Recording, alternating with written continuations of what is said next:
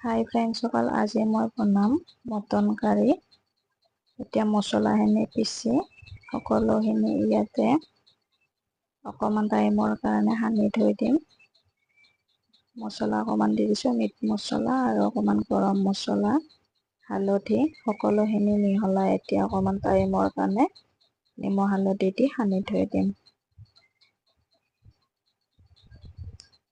আপোনালোকে এনেকৈ বনাইনে বাৰু জনাবচোন। ময়ো বনাই চাম বাৰু, আৰু মোৰটোও বনাই চাব আপোনালোকে।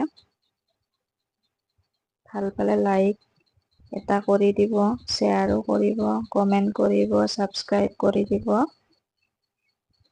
তাৰপিছত এইখিনি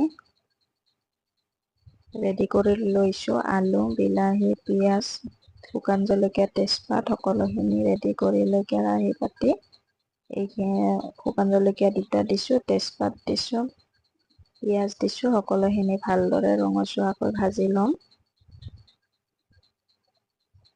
ভালদৰে ভাজি ল'লে ভাল লাগে আৰু খাই। তাৰপিছত মাংসখিনি দি দিলোঁ। মাংসখিনি ধুনীয়াকৈ ভাজি হৈ গৈছে। তাৰপিছত আলু দি দিলোঁ।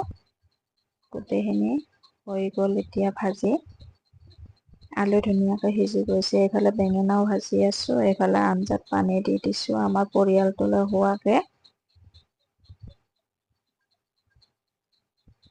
এতিয়া মোৰ আঞ্জা ৰেডি হৈ গ'ল। মোৰ ভাতৰ কাঁহীখনো ৰেডি হৈ গ'ল। বাই বাই, আজিলৈ আহিছোঁ।